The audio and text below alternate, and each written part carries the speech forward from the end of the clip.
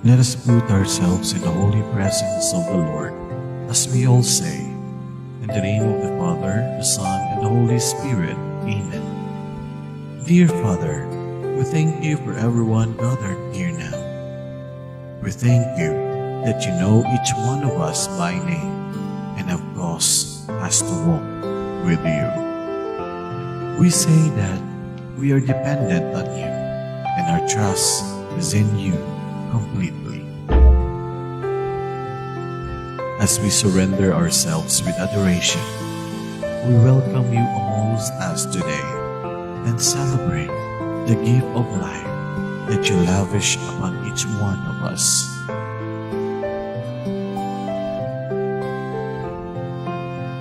We ask that you would open our ears so that we may hear your voice.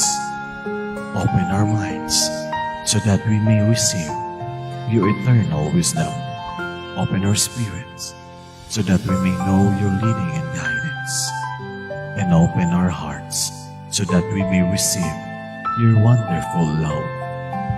Lord, we thank you for everyone who are present today. We pray that you would give us great inspiration as we share what you have placed in our hearts. We pray that you would fill us with courage and give us your peace. We pray that you will keep us safe and spare us from the threat of the virus. We ask all this in the glorious name of Jesus. Amen.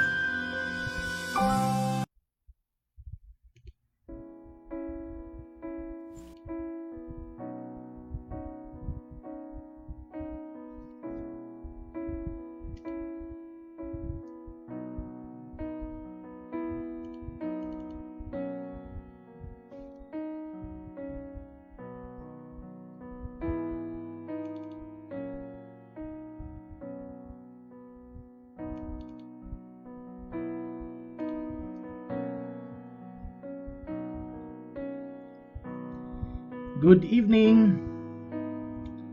Magandang gabi po sa inyong lahat. Welcome sa ating first ever episode on FB Live. Ayan, sana naririnig nyo ako. Alright. Let's put it this way.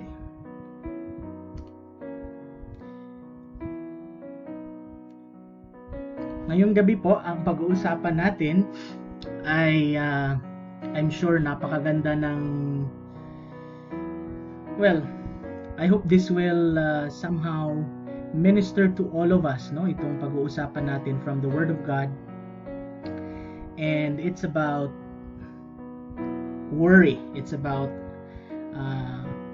sa Bisaya balaka, anxiety. So siguro sa ating mga listeners sa Facebook, napagdaanan natin ito or pinagdadaanan natin ito ngayon. So I hope you will keep tuning in hanggang matapos tayo. Itong segment, itong episode natin na to, this will only be for about 30 minutes every Friday. And I have prepared, very good, relevant topics lined up for you every Friday. I hope magkita-kita tayo every week dito sa ganitong platform natin. Nag-pray na tayo kanina, no? It was a very good prayer, and hopefully we are still in that mood of prayer, no, and reflection sa ating lalong-lalo na sa ating pag-uusapan ngayon. All right, let me get my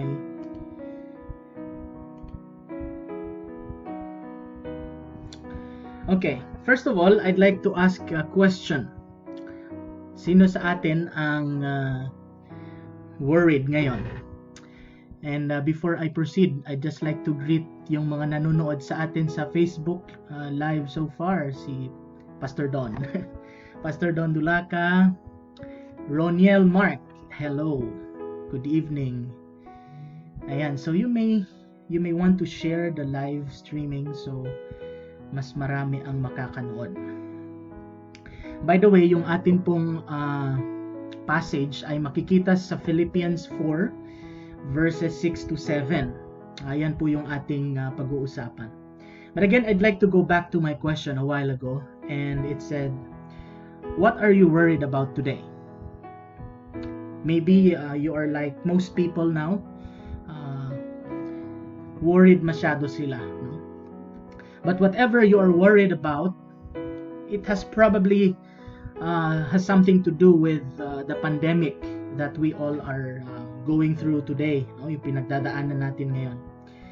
In fact, meron pong recent survey na ginawa, and ang sabi doon, 90% sa mga respondents nagsabi na nag-increase yung kanilang worry, yung kanilang frustration, yung kanilang boredom, yung anxiety as a result of the pandemic na nangyayari ngayon, no? Yun yung 90% ng mga respondents nagsabi ng ganon. People also said in that survey that they are feeling stress from the isolation during the quarantine, and they are worried about their health. They are also fearful about their employment. They're uncertain of what would happen to them, to their loved ones especially. And another survey also said that 70% of people worry about not having enough money to pay the bills. And I'm sure we can all relate to that, no? Yung mga adulting natin that we handle, we pay our own bills.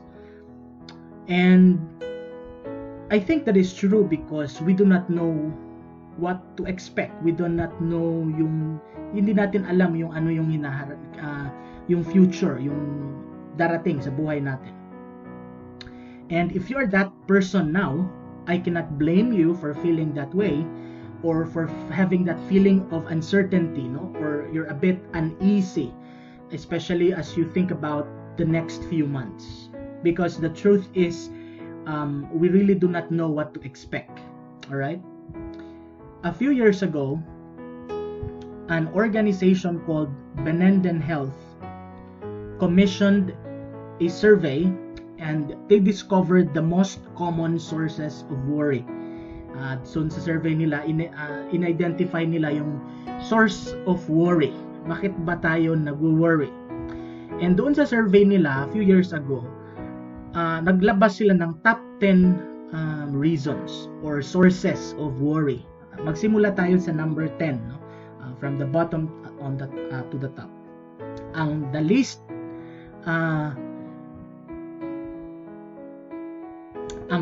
na lumabas, kung sabi ng mga respondent nila, yun yung cause ng worry nila is number 10 is diet. Hindi siguro masyado nila na-maintain or consistent sila sa kanilang diet program, whatever that means. Number 10 yun. Number 9, they are also worried about security, job security, no? Yung tenure ng kanilang trabaho sa kanilang kumpanya or saan man sila nagtatrabaho. Number 9 yun, sources of worry. Number 8 is rent payment or mortgage, no? Yun yung worry din nila. Baka hindi sila makabayad ng bills or ng rent nila this month. Number 7, credit card debt. Yung kanilang utang din sa bangko, no? Kailangan habulin mo rin yun, otherwise mapapenalty ka at mas lalong lalaki yung utang. Number 6, low energy level. Siguro sa kahit anong contributors nito, pero worried din sila doon, no? Number 5, loans, no? Yun ang lumabas sa survey, loans. Number 4, they are also worried about their overall fitness. Ewan ko kung sa mga nanonood sa atin, you're also worried about that. Number 3, ang top 3 na reason ng most common sources of worry according to that survey was number 3, lack of savings or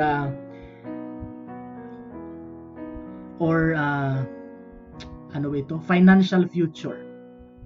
Number 2, most common sources of worry is growing old.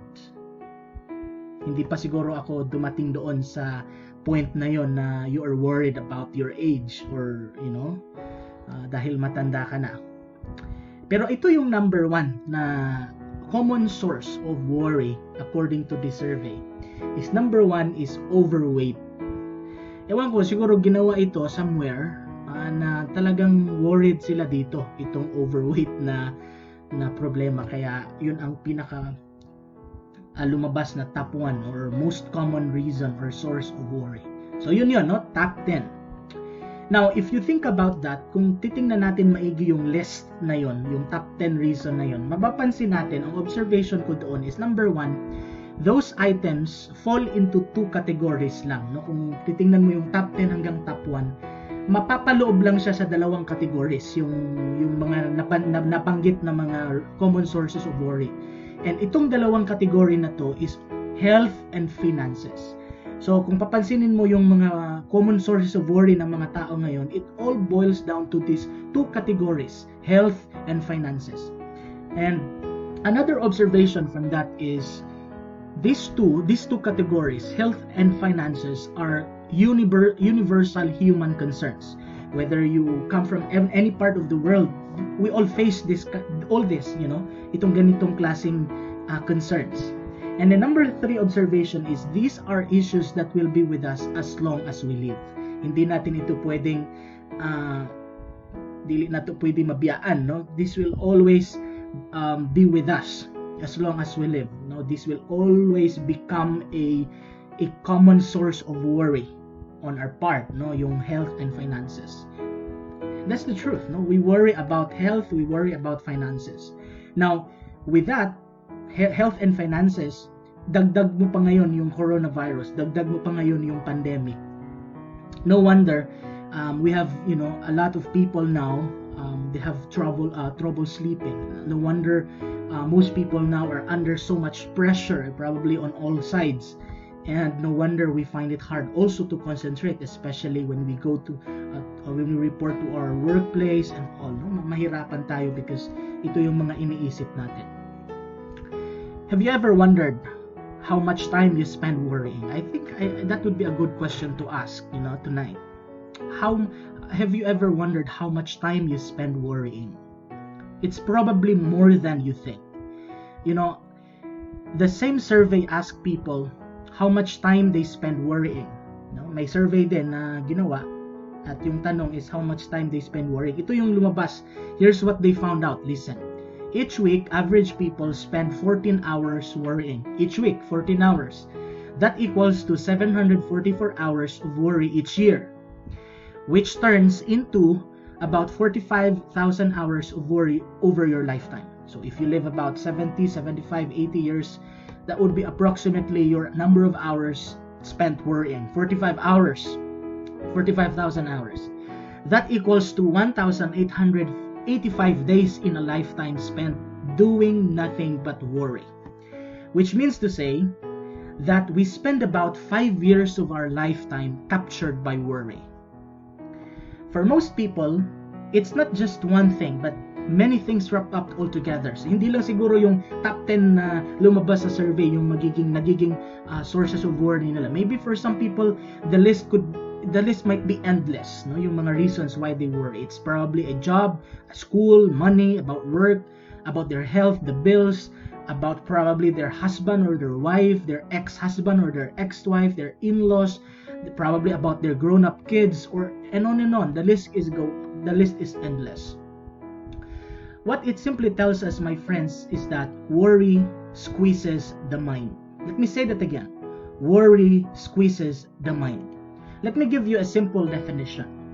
Worry is excessive concern over the affairs of life. I think the key word there is excessive. It's not bad to worry at times, but the word is excessive. Worry is excessive at this point. And what happens is when you excessively worry about something, then what it brings you to a point where you become overwhelmed. You become so much concerned now about all the problems of life that you think nothing else, that you cannot think of nothing else anymore. So it is consuming all your energy, all your emotions, and it it gives you worry and fear and anxiety. Let's move on. As I've said, worry squeezes the mind. But let me tell you this. Worry is a sin for two reasons. Worry is a sin for two reasons. First, it displaces God in your life. When we worry, it displaces God in our life. When you worry, you are living as though God did not exist. You are living as though you alone can solve your problems. Yun yung number one. Second, it distracts you from the things that really matter in life. As long as you are worrying, you cannot do anything else and you are strangled by worry. So yun yung dalawang nangyayari. Okay? Well, here's the truth. You can worry or you can pray. Yung dalawang bagay na pwede nating gawin. You can worry or you can pray. I just said worry is a sin, but it's really a form of idolatry if you would like to make it more technical. Because when you worry, the thing that you're worried about has replaced God on the throne of the universe. And kumbaga parang nakalimutan mo yung Panginoon na He is in control, nakalimutan mo na lumapit sa Panginoon, humingi ng tulong sa Kanya. Parang nakalimutan mo na kaya kang tulungan ng Lord na malampasan yan. So kasi kapag nag-worry tayo, nawawala lahat yun. Hindi natin lahat yun naiisip. The thing that you're worried about has replaced God on the throne of the universe.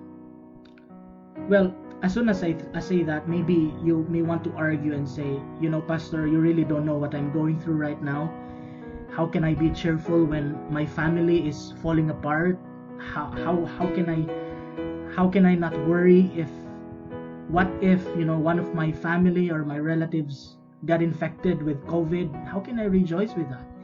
Or probably you're saying, how can I not worry when people around me, my friends especially, have mistreated me and I'm not going to just let it pass, Or what if I had no more money? How can I not worry? Maybe those are your thoughts, and I'd like to say those are all valid. But let me also say this: worry and prayer are opposites. It's like water and fire. You cannot worry and at the same time pray. You can't do both at the same time. So you can either worry or you can pray about it. Now, in order to focus our thoughts, let us now concentrate on a very familiar passage of Scripture in Philippians 4 verses 6 to 7, and it contains three things. This passage contains three things. It contains a prohibition, it contains a precept, and a promise. In verse 6a, it contains a prohibition, and Paul said, "Do not be anxious about anything." Let me ask you, where was Paul when he wrote those words? Where was Paul when he said, "Do not worry about anything"? Have you considered that? Paul was actually in a Roman jail. He was in prison. He was chained to Roman guards around the clock. But when he wrote these words, this letter, this particular verse, he had no complaints. Or we could say he had plenty of things to complain about, but he said nothing about it. He did not mention anything about it. In fact, if we look at his story, his future was a dark mystery at that point. He didn't know when or if he would even go out of jail. He was at the mercy of Nero, a bloodthirsty dictator. But you can never see that in Paul's writing. He never mentioned that fact. Instead, in light of all that was happening in his life at that time, he still was able to write the book of Philippians, as a lot of Bible scholars would consider the book of joy. How can you be joyful in the midst of that circumstance? In light of the very real problems of life, plus the ongoing pandemic now, plus the unrest we sense all around us, how are we supposed to be anxious, not to be anxious about anything? Maybe in the research that I have mentioned at the beginning, if you are part of that 90% and you are worried about this COVID, how can you escape that? Friends, the key lies in the word nothing. It is utterly an exclusive word. You are to worry about nothing because you pray about everything. Worry is like a rat poison to the Christian life. It weakens our faith. It encourages fear. It destroys joy. It increases our doubt. It accomplishes nothing useful for the spiritual life. Worry makes us think we can predict the future when only God knows what will happen tomorrow. It distracts us from our legitimate duties, wreck our testimony as people of God, and leave us exhausted and depressed. Worst of all, friends, worry is a contagious virus that quickly spread to others. And I'd like to say, worry spreads faster than the virus. It puts us a question mark where God has put us a period. It's like a rocking chair, it gives you something to do, but it gets you, and it won't get you anywhere. I ran across this bit of philosophy, or practical philosophy, and it says, worms eat you when you're dead. Worry eats you while you're alive. So if I were you, let's take this prohibition, where Paul said, do not worry about anything. And let's move on and look at the precept in verse 6b, when it said, but in every situation by prayer and petition with thanksgiving in your heart, present your request to God. Paul gives us 4 specific, clear instruction on how to deal with worries. Number 1, prayer. When you pray, you come face to face with God, with the God of the universe. And this speaks to the attitude of the heart. Prayer begins with our desire, with your words. Romans 8:26 reminds us that when we can pray, or when all we can do is groan under the burdens of life, you know what? The Holy Spirit comes and pray for us. The Holy Spirit comes and pray. Prayer. Number 2, petition. What's a petition anyway? It's a list you make when you are in a desperate circumstances. It's a document you sign when changes need to be made. In this verse, it means begging God for what you need. It helps me think of prayer this way. If Jesus were standing here, standing before you, what would you ask him for? Or I imagine the Lord saying to me, Arthur, what do you want me to do for you? That's the question Jesus asked blind Bartimaeus in Mark 10:51. God blessed that blind man because he knew what he wanted. And he said, Rabbi, I want to see. Very clear. He asked the Lord. The Lord loves it when we come to him with a specific request. If you need a miracle, ask for one. There's no extra charge for large requests. Hindi katulad sa Jollibee, pag mag-large drink ka, may dagdag. To our God, just submit your petition to him. Thirdly, thanksgiving. And here is the important antidote to worry. Pray with thanksgiving. Why is this important? Because as I've said, worry and gratitude cannot coexist. Worry will naturally will drive out when we express our gratitude. How can we increase our gratitude? Every day, quote a verse. Just like what I do every day. I have bought this very very beautiful cards. It contains verses each day. I memorize it. It contains all the promises of God. That's what you can do. You can listen also to Christian music. You can also remember, quote God's goodness and promises, or even hang out with grateful people, maybe virtually for now. There are plenty of things we can do to combat worry. And lastly, the last instruction of Paul on how we can combat worry is to make a request. We make our request known when we pray in the church and when we pray during our quiet time. But the term requests in this verse also covers those arrow prayers that we utter, any time of the day. It's like breath prayers. Because the Lord invites us to pray about everything. Everything. There is no detail too small for the Lord because he reads the fine print of life. If it touches you, it touches him. What we consider trivial is not trivial to him. So, my friends, we can submit, we can petition, we can make a request of anything to God. So remember the prohibition. Do not worry about anything. And the precept, the challenge that Paul has given us, is to make a request, submit it to God. And then lastly, we look at the promise in verse 7. Philippians 4:7 offers us a wonderful promise to claim. And it says, "And the peace of God, which transcends all understanding, will guard your hearts and your mind in Christ Jesus."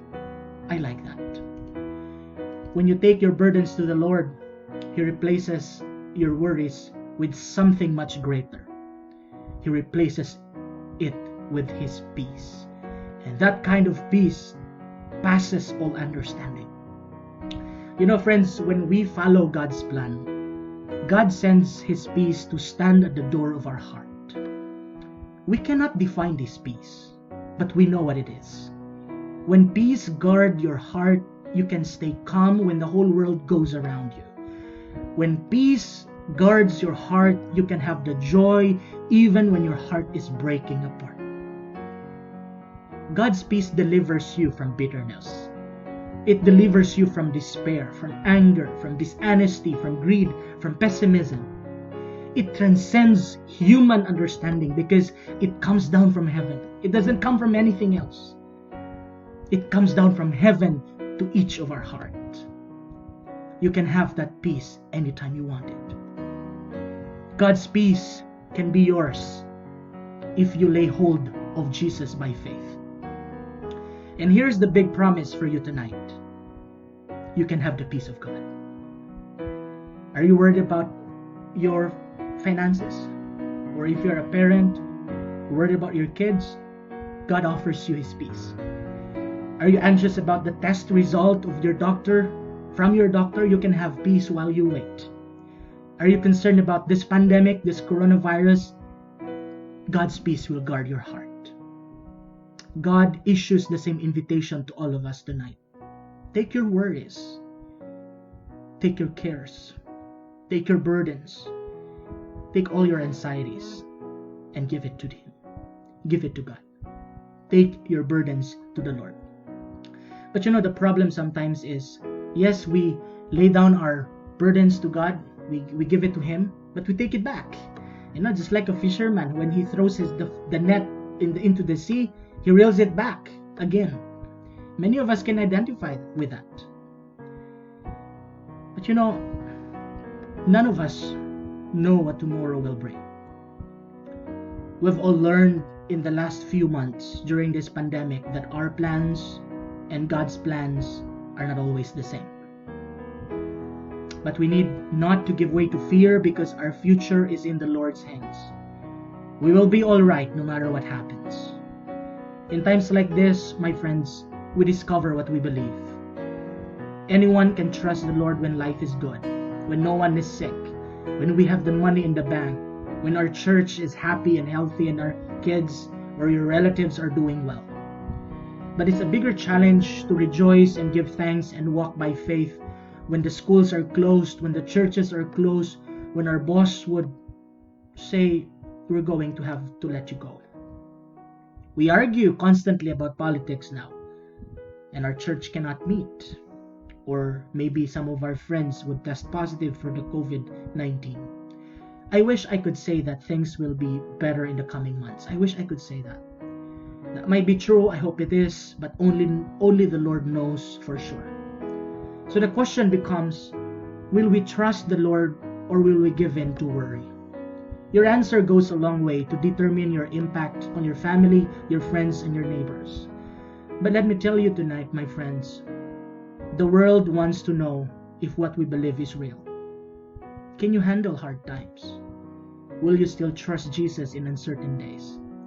Will you walk in worry? Or will God's peace guard your heart? Friends, as I end, let me say this. We have a great future ahead of us because we have a great God. Remember, always remember, Jesus never fails. Jesus never fails. Let's come to God in prayer.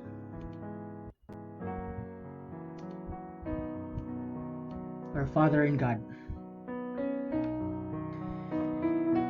we praise you and thank you for ministering to us tonight through your word. And we have realized, Father, that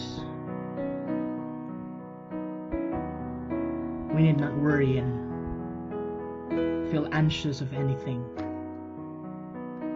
because you are with us. The God of gods, the King of all kings, the Lord of lords is with us, and you have promised to never leave us. Thank you, Lord. Thank you, Jesus. Because even in the midst of this pandemic, of all these uncertainties ahead of us, we are assured of your presence. We are assured of your help, of your deliverance, of your provision, of your providence.